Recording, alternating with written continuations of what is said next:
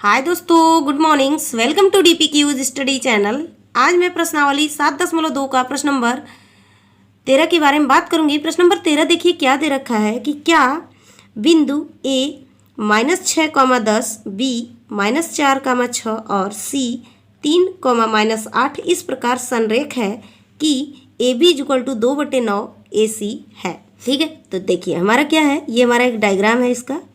ठीक है, ये A है, ये B है और ये C है।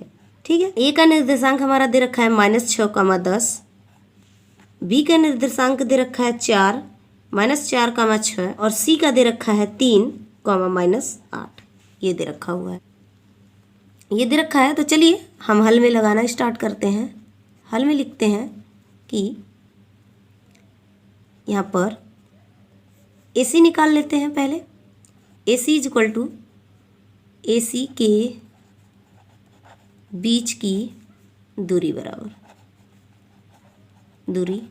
बराबर क्या फॉर्म किए, x2 - x1 का होल स्क्वायर और प्लस y2 - y1 का होल स्क्वायर, यानी AC = क्या हो जाएगा हमारा। देखिए A का मान ये है हमारा x2 x1 मान लेते हैं, इसको x2 मान लेते हैं तो हो जाएगा 3 -+6 का होल स्क्वायर और प्लस -8 और -10 का होल स्क्वायर। ये हो जाए AC = क्या हो जाएगा हमारे यहाँ पर। यहाँ देखिए 9 का स्क्वायर और प्लस 18 का स्क्वायर -18 का स्क्वायर।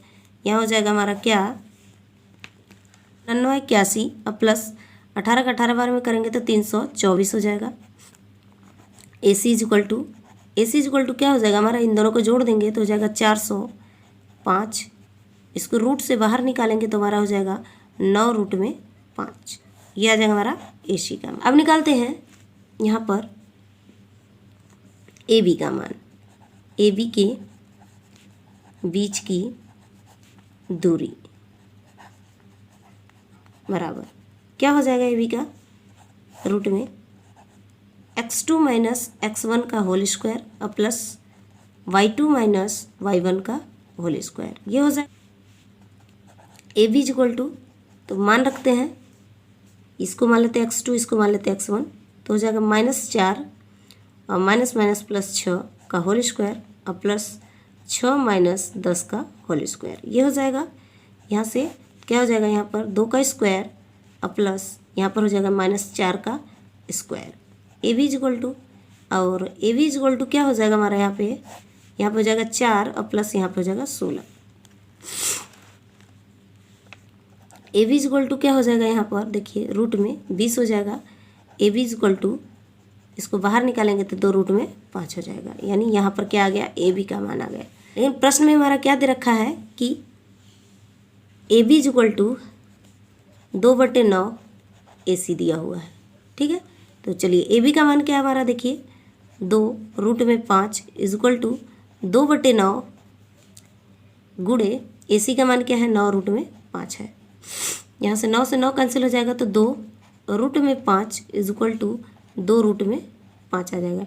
यानी यहाँ से क्या हो गया कि ये दोनों बराबर हो गए, तो जिससे क्या हो गया, ये हमारा संरेखित हो गया।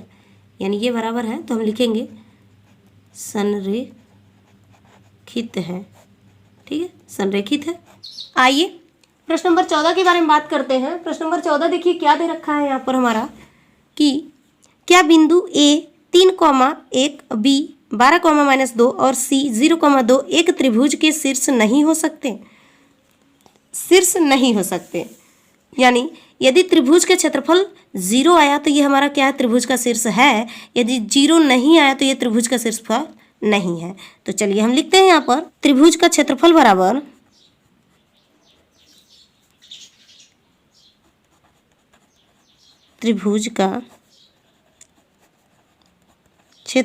फार्मूला क्या होता है, 1/2 ब्रैकेट में x1 ब्रैकेट में आ जाएगा y2 - y3 plus x2 y3 - y1 plus x3 y1 - y2।